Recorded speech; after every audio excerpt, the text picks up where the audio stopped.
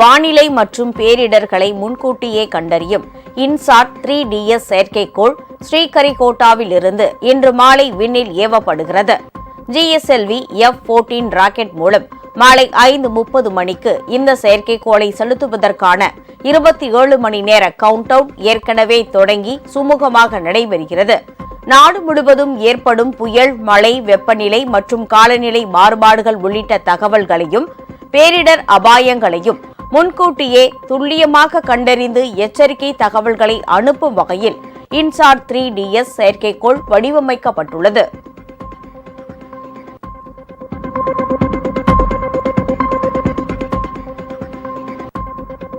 வானிலை மாற்றங்களை கண்டறிய ரேடார் கட்டமைப்புகளை உருவாக்க வேண்டும் என அப்துல் கலாமிடம் அறிவியல் ஆலோசகராக பணியாற்றிய பொன்ராஜ் தெரிவித்துள்ளார். உசிலம்பட்டியில் செய்தியாளர்களை சந்தித்த போது இதனை தெரிவித்தார். இந்தியாவில் பருவநிலை மாற்றத்தால் $80 பில்லியன் அளவிற்கு வருடந்தோறும் இழப்பு ஏற்படுவதாகவும் பொன்ராஜ் தெரிவித்தார்.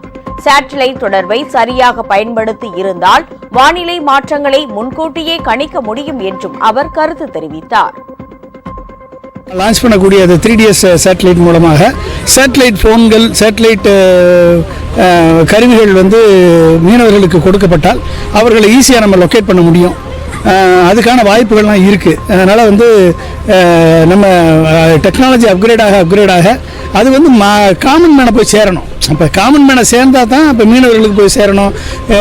இது ஒன்றுமே கனெக்டிவிட்டியே இல்லாதப்போ ஹாம் ரேடியோ இன்ஃப்ராஸ்ட்ரக்சர் நம்ம ஒழுங்காக பயன்படுத்தியிருந்தோம்னா தூத்துக்குடி, திருநெல்வேலி மக்கள் ஒரு ரயிலே 2 நாளாக ரயிலில் இருக்க மக்கள் அவதிப்பட்டாங்கன்னு நம்ம கேள்விப்பட்டோம்.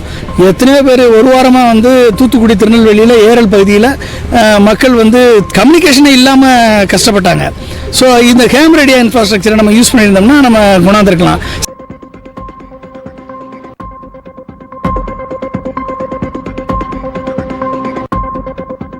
நான் முதல்வன் திட்டத்தின் கீழ் 25 லட்சம் மாணவர்கள் பயன்பெற்றுள்ளதாக அமைச்சர் உதயநிதி ஸ்டாலின் பெருமிதம் தெரிவித்துள்ளார். சென்னை நந்தனத்தில் திறன் மேம்பாட்டு கழகத்தின் புதிய அலுவலகத்தை திறந்து வைத்ததோடு நான் முதல்வன் திட்டத்தின் மூலம் திறன் மேம்பாட்டு பயிற்சி பெற்ற 700 மாணவர்களுக்கு பணி நியமன ஆணைகளை உதயநிதி வழங்கினார். பின்னர் நிகழ்ச்சியில் பேசிய அவர், திறன் மேம்பாட்டு பயிற்சி பெற்ற 1 லட்சம் இளைஞர்கள் கடந்த ஆண்டு வேலைவாய்ப்பு பெற்றுள்ளதாகவும் இந்த ஆண்டு இதன் எண்ணிக்கை மேலும் உயரும் என்றும் கூறினார். தமிழ்நாட்டு இளைஞர்கள் ஒவ்வொருவரையும் அவரவர் துறையில நான் முதல்வன் என்று சொல்ல வைக்கின்ற வகையில் செயல்பட்டுக் கொண்டிருக்கிறார்கள். நான் முதல்வன் வேலைவாய்ப்பு முகாமில் பங்கேற்று கடந்த ஆண்டு 1 லட்சத்துக்கும் அதிகமான மாணவர்கள் பணி வாய்ப்பு பெற்றார்கள். இந்த ஆண்டிற்கான வேலைவாய்ப்பு முகாம்கள் தற்பொழுது படிப்படியாக நடைபெற்றுக் கொண்டிருக்கிறது. இதனை மாணவர்கள், இளைஞர்கள் சிறப்பான முறையில் பயன்படுத்திக் கொள்ள வேண்டும் என்று நான் கேட்டுக்கொள்கின்றேன்.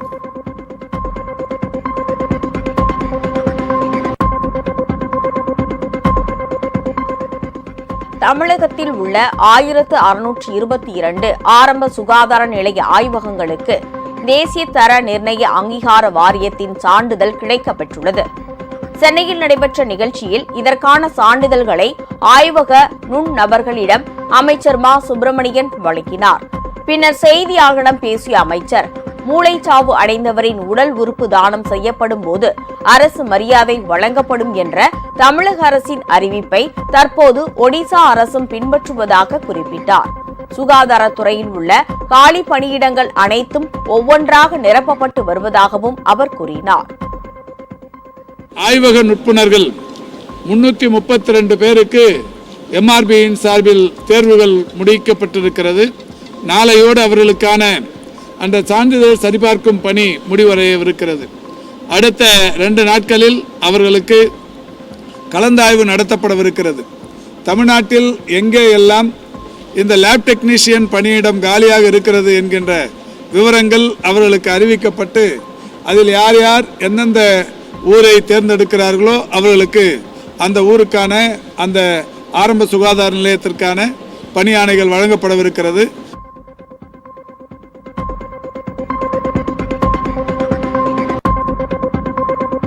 பெரம்பலூரில் அரசு பள்ளி ஆசிரியை கொலை வழக்கில் சக ஆசிரியர் வெங்கடேசனை காவலில் எடுத்து போலீசார் விசாரணை நடத்தி வருகின்றனர். வி. களத்தூர் அரசு மேல்நிலைப் பள்ளியில் பணியாற்றிய ஆசிரியை தீபாவும் அதே பள்ளியில் பணியாற்றும் ஆசிரியர் வெங்கடேசனும் கடந்த நவம்பர் மாதம் காணாமல் போனார்கள். நீண்ட தேடுதல் வேட்டைக்கு பிறகு வெங்கடேசன் மட்டும் போலீசாரிடம் சிக்கினார். ஆசிரியை தீபாவை கொலை செய்து சடலத்தை எரித்துவிட்டதாக அவர் வாக்குமூலம் அளித்திருந்தார். இந்நிலையில் இந்த வழக்கில் தடயங்களை சேகரிப்பதற்காக ஆசிரியர் வெங்கடேசனை போலீசார் 3 நாட்கள் காவலில் எடுத்து விசாரணை நடத்தி வருகின்றனர்.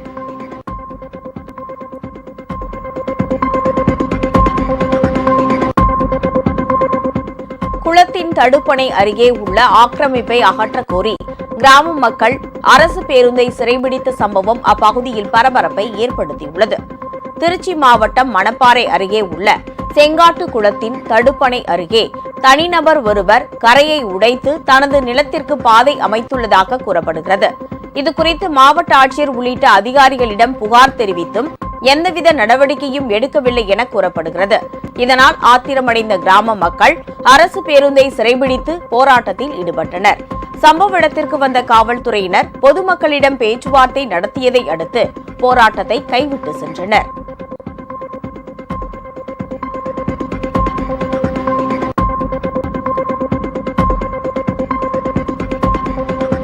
மேட்டுப்பாளையம் அருகே யானை தாக்கியதில் மூதாட்டி உயிரிழந்த சம்பவம் அப்பகுதியில் பரபரப்பை ஏற்படுத்தியுள்ளது. புள்ளிக்குட்டை வனப்பகுதியில் வன காவலர்கள் ரோந்து பணியில் ஈடுபட்டு இருந்தனர். அப்போது ஊமப்பாளையம் என்ற கிராமத்தை சேர்ந்த மூதாட்டி பாப்பம்மாள் இறந்து கிடந்தது தெரிய வந்தது. பின்னர் மேற்கொண்ட ஆய்வில் யானை தாக்கி உயிரிழந்தது கண்டறியப்பட்டது. மூதாட்டியின் உடலை கைப்பற்றிய வனத்துறையினர் உடற்கூர் ஆய்விற்காக மேட்டுப்பாளையம் அரசு மருத்துவமனைக்கு அனுப்பி வைத்தனர்.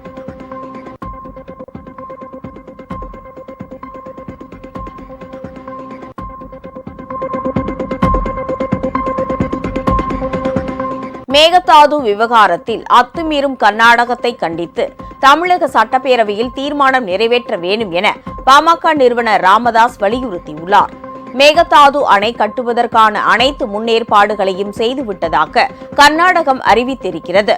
இதற்கு பிறகும் கர்நாடகத்தின் அத்துமீறல்களை தமிழக அரசும் மத்திய அரசும் வேடிக்கை பார்த்து கொண்டிருக்க கூடாது என ராமதாஸ் வெளியிட்டுள்ள அறிக்கையில் குறிப்பிட்டுள்ளார். தமிழகத்தின் அனுமதி இல்லாமல் மேகதாது அணை கட்ட கர்நாடக அரசு துடிப்பதும் அதற்கு மத்திய நீர்வள அமைப்புகள் துணை போவதும் கூட்டாட்சி தத்துவத்திற்கு எதிரானது என்றும் ராமதாஸ் கருத்து தெரிவித்துள்ளார்.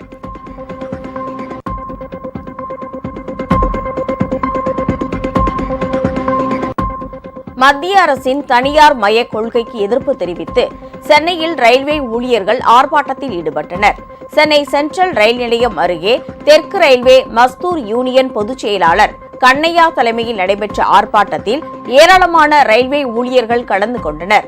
அப்போது பேசிய கண்ணையா, போதிய பணியாளர்கள் இல்லாத நிலையில் அனைத்து வழித்தடங்களிலும் வந்தே பாரத் ரயில்களை இயக்க மத்திய அரசு முயற்சிப்பதாக குற்றம் சாட்டினர்.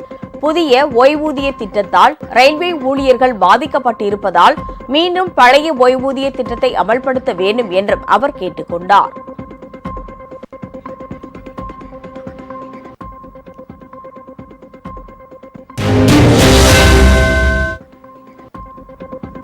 சென்னையில் திருநங்கை கொலை செய்யப்பட்ட வழக்கில் சக திருநங்கைகள் 4 பேர் கைது செய்யப்பட்டுள்ளனர்.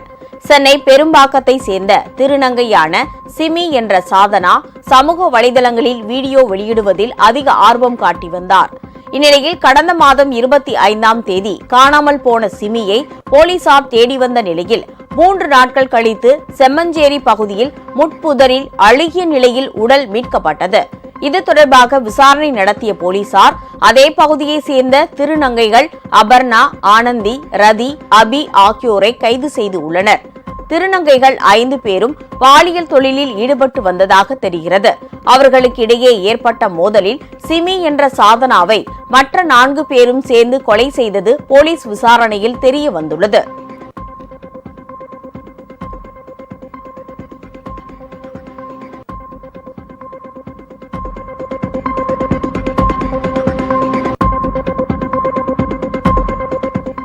சேலம் மாவட்டம் தலைவாசல் அருகே சித்தேரியில் கணேசன் என்பவருக்கு சொந்தமான ஆலையில் உணவு பாதுகாப்பு துறையினர் ஆய்வு மேற்கொண்டனர். அப்போது ஜவ்வரிசியில் கடப்பதற்காக ரசாயன பொருட்கள் பதுக்கி வைக்கப்பட்டிருப்பதை கண்டறிந்தனர். இதையடுத்து அவற்றை பறிமுதல் செய்த அதிகாரிகள் அந்த ஆலைக்கு சீல் வைத்தனர்.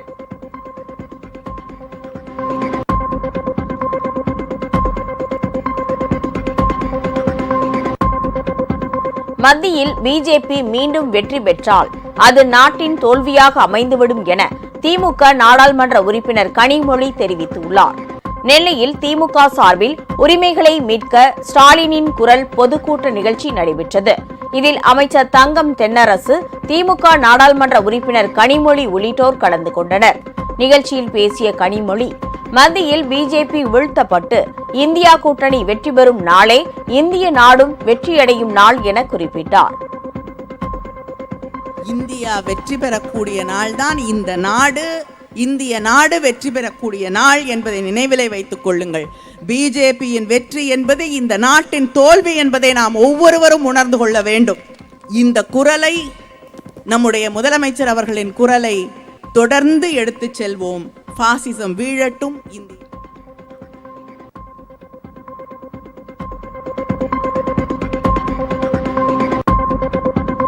மீண்டும் மதுரை நாடாளுமன்ற தொகுதியை மார்க்சிஸ்ட் கம்யூனிஸ்ட் கட்சிக்கு ஒதுக்க வேண்டும் என திமுகவிடம் கேட்டுள்ளதாக அக்கட்சியின் மாநில செயலாளர் கே பாலகிருஷ்ணன் தெரிவித்துள்ளார். மதுரை நாடாளுமன்ற உறுப்பினர் சு வெங்கடேசனின் 5 ஆண்டுகள் 150 வெற்றிகள் நூல் வெளியீட்டு விழாவில் கே பாலகிருஷ்ணன், வணிக வரித்துறை அமைச்சர் மூர்த்தி உள்ளிட்டோர் கலந்து கொண்டனர்.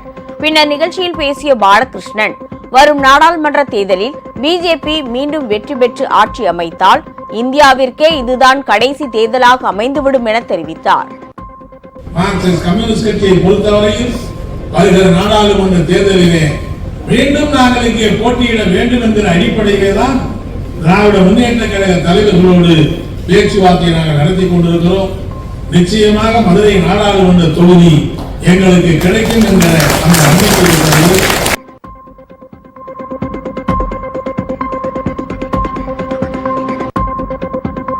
திருப்பூர் மாவட்டம் பல்லடத்தில் என் மண் என் மக்கள் யாத்திரை நிறைவு விழா மாநாடு வரும் 27ஆம் தேதி நடைபெறும் எனவும் அதில் பிரதமர் மோடி கலந்து கொள்வார் எனவும் பிஜேபி மாநில துணை பொதுச் செயலாளர் ஏபி முருகானந்தம் தெரிவித்துள்ளார். திருப்பூரில் செய்தியாளர்களை சந்தித்த அவர், ஏற்கனவே இருவேறு தேதிகள் தெரிவிக்கப்பட்டு அவை மாற்றமடைந்த நிலையில் தற்போது தேதி உறுதி செய்யப்பட்டுள்ளதாக தெரிவித்தார். 20 லட்சம் பேர் வரை கலந்து கொள்ள உள்ள இந்த மாநாட்டிற்கான பணிகளை பிஜேபி நிர்வாகிகள் துரிதமாக செய்து வருவதாகவும் முருகானந்தம் கூறினார். நம்முடைய என் மண் என் மக்கள் யாத்திரையினுடைய நிறைவு விழா உங்கள் அத்தனை பேருக்கும் தெரியும். இங்க திருப்பூர் பல்லடத்துல மாதப்பூர் என்கின்ற அந்த இடத்துல மிக பிரம்மாண்டமாக நடக்க இருக்கின்றது.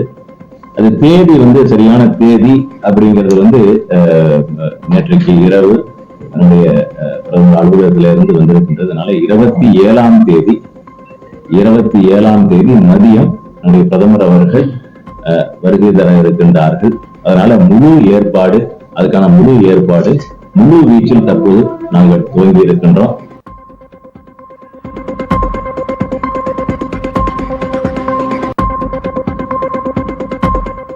மக்களால் தேர்ந்தெடுக்கப்பட்ட ஆட்சியையும் பிரதிநிதிகளையும் ஆளுநர் கொச்சைப்படுத்தி வருவதாக திமுக செயல்திட்ட குழு உறுப்பினர் பொன் முத்துராமலிங்கம் தெரிவித்துள்ளார். தூத்துக்குடியில் நடைபெற்ற உரிமைகளை மீட்க ஸ்டாலினின் குரல் நிகழ்ச்சியில் அமைச்சர்கள் கீதா ஜீவன், அனிதா ராதாகிருஷ்ணன் மற்றும் திமுக செயல்திட்ட குழு உறுப்பினர் பொன் முத்துராமலிங்கம் உள்ளிட்டோர் கலந்து கொண்டனர். நிகழ்ச்சியில் பேசிய பொன் முத்துராமலிங்கம், அரசியல் அமைப்பு சட்டத்தை மீறி செயல்பட்டு வரும் ஆளுநரை மத்திய அரசு திரும்ப பெற வேண்டும் என வலியுறுத்தினார். மக்களால் தேர்ந்தெடுக்கப்பட்டு முதலமைச்சர் பொறுப்பில் இருக்கக்கூடிய முதலமைச்சரையும் மக்கள் பிரதிநிதித்துவ மன்றமான தமிழக சட்டமன்றத்தையும் அவமதிக்கின்ற வகையில் இந்த அரசாங்கத்தை அவமதிக்கின்ற வகையிலும் அரசாங்கத்தினுடைய அறிக்கையை படிக்காமல் அதுல ஒரு 4 வரிய மாத்திரம் படிச்சுட்டு உட்கார்.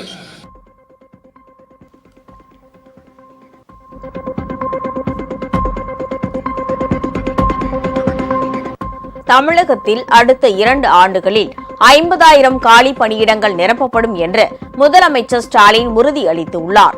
மக்களுடன் முதல்வர் திட்ட பயனாளிகளுக்கு நலத்திட்ட உதவிகள் மற்றும் 1598 இளைஞர்களுக்கு அரசு பணி நியமன ஆணைகள் வழங்கும் நிகழ்ச்சி சென்னை கலைவாணர் அரங்கில் நடைபெற்றது. இதில் முதலமைச்சர் மு.க.ஸ்டாலின் கலந்து கொண்டு நலத்திட்ட உதவிகளையும் பணி நியமன ஆணைகளையும் வழங்கினார். விழாவில் பேசிய முதலமைச்சர் மக்களுடன் முதல்வர் திட்டத்தின் மூலம் 3,50,000 பேரின் கோரிக்கைகள் நிறைவேற்றப்பட்டுள்ளதாக தெரிவித்தார்.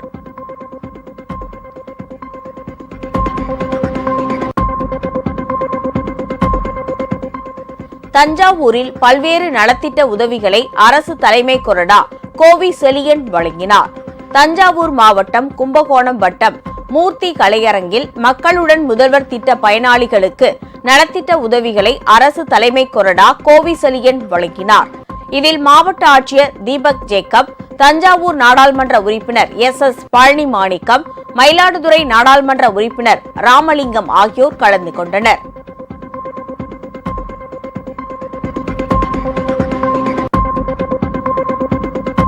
தென்காசியில் நடைபெற்ற மக்களுடன் முதல்வர் முகாமில் 1886 பயனாளிகளுக்கு 3 கோடி ரூபாய் மதிப்பிலான நலத்திட்ட உதவிகளை வருவாய்த்துறை அமைச்சர் KKSSR ராமச்சந்திரன் வழங்கினார்.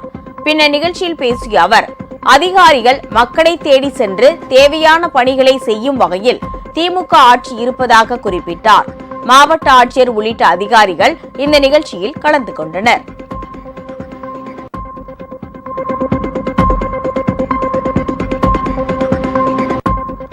காவிரி மேலாண்மை ஆணைய தலைவர் ஹல்தர் கர்நாடக அரசுக்கு துணை போவதாக குற்றம் சாட்டி தஞ்சாவூரில் விவசாயிகள் கொடும்பாவிகளை எரித்து ஆர்ப்பாட்டத்தில் ஈடுபட்டனர்.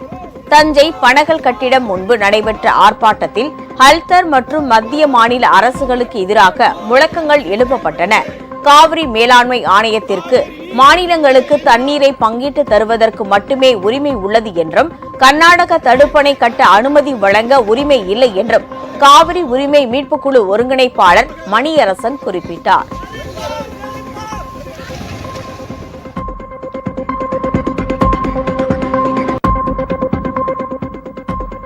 நீலகிரி மாவட்டம் உதகையில் பழங்குடியினருடன் கலந்துரையாடிய ஆளுநர் RN ரவி அவர்களுடன் பாரம்பரிய நடனமாடி மகிழ்ந்தார். உதகையில் 3 நாட்கள் தங்கியிருக்கும் ஆளுநர் பல்வேறு நிகழ்ச்சிகளில் கலந்து கொள்கிறார். இந்நிலையில் நேற்று பழமை வாய்ந்த முத்தநாடு மந்துவில் உள்ள தோடர் இன மக்களின் குலதெய்வ கோவிலுக்கு வருகை தந்த ஆளுநர் அங்கு சிறப்பு வழிபாடு நடத்தினார். பின்னர் தோடர் இன மக்களுடன் கலந்துரையாடிய ஆளுநர் அவர்களுடன் கைகோர்த்து பாரம்பரிய நடனமாடினார்.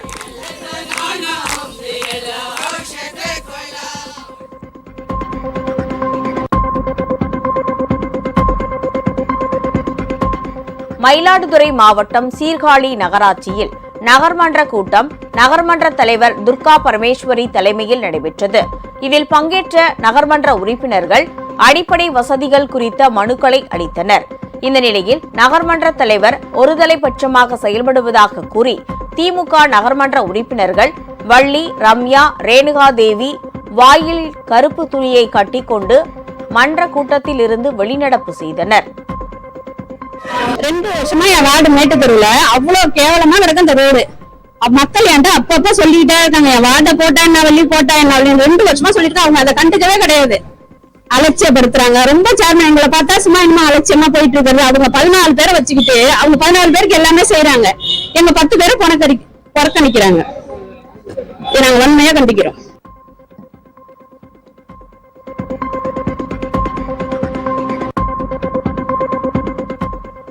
மயிலாடுதுறை ரயில் நிலையம் கட்டமைப்பு பணிகளை தென்னக ரயில்வே மேலாளர் RN சிங் ஆய்வு செய்தார். மயிலாடுதுறை ரயில் நிலையத்தில் 23 கோடி ரூபாய் மதிப்பீட்டில் அம்ரித் பாரத் திட்டத்தின் கீழ் சீரமைப்பு நடைபெற்று வருகின்றன. இந்த பணிகளை தென்னக ரயில்வே பொது மேலாளர் RN சிங், திருச்சி கோட்ட மேலாளர் அன்பழகன் உள்ளிட்ட அதிகாரிகள் நேரில் சென்று ஆய்வு செய்தனர். பணிகளை விரைந்து முடிக்குமாறு ஒப்பந்ததாரர்களுக்கு அறிவுறுத்தினர்.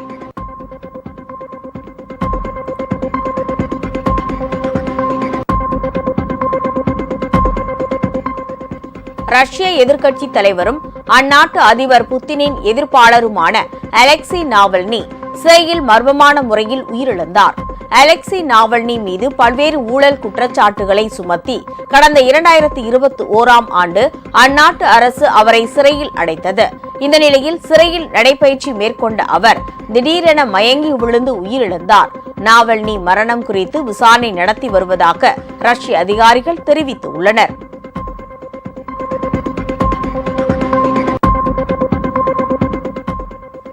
பாகிஸ்தானில் இன்று அதிகாலை லேசான நிலநடுக்கம் ஏற்பட்டது. இந்த நிலநடுக்கம் ரிக்டர் அளவில் 4.7 பதிவாகியுள்ளது. இஸ்லாமாபாத் நகரில் பூமிக்கு அடியில் 190 கிலோமீட்டர் ஆழத்தில் இன்று அதிகாலை 1 மணி அளவில் நிலநடுக்கம் ஏற்பட்டதாக புவியியல் ஆய்வு மையம் தெரிவித்துள்ளது. என்றாலும் உயிரிழப்போ சேதம் பற்றிய விவரமோ உடனடியாக தெரிய வரவில்லை.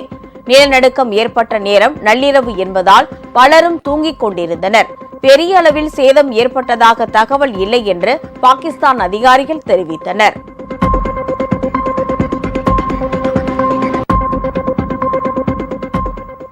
பிரதான சாலைகள் அறிவிப்பில்லாமல் மூடப்படுதல், நேர வரையின்றி மின்சாரம் தடை செய்யப்படுதல் ஆகியவற்றை எதிர்த்து பலுசிஸ்தான் கரன் மற்றும் பாஸ்னி பகுதியில் மக்கள் பெருந்திரளாக போராட்டத்தில் ஈடுபட்டனர்.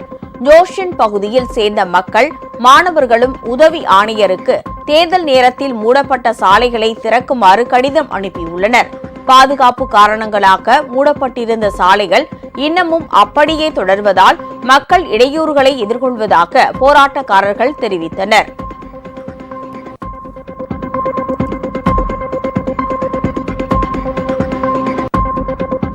இங்கிலாந்துக்கு எதிரான 3வது டெஸ்ட் போட்டியிலிருந்து அஸ்வின் ரவிச்சந்திரன் விலகினார். அவரது தாயாரின் அவசர மருத்துவ சிகிச்சைக்காக அஸ்வின் சென்னை திரும்பியதாக கூறப்படுகிறது. அஸ்வினுக்கு பதிலாக அணியில் சேர்க்கப்படும் வீரர் குறித்த அறிவிப்பு இன்னும் வெளியாகவில்லை. இதனிடையே அஸ்வின் தாயார் விரைவில் குணமடைய பிரார்த்திப்பதாக பிசிசிஐ தெரிவித்துள்ளது. உங்கள் ராஜ் நியூஸ் தொலைக்காட்சியில் திங்கள் முதல் வெள்ளி வரை தினந்தோறும் பிற்பகல் 2 மணிக்கு உங்கள் பகுதியில் உள்ள குறைகளை நேரலையில் தெரிவிக்கும் புகார் பெட்டி நிகழ்ச்சி. பங்கு பெறுங்கள், பயனடையுங்கள், காணத் தவறாதீர்கள்.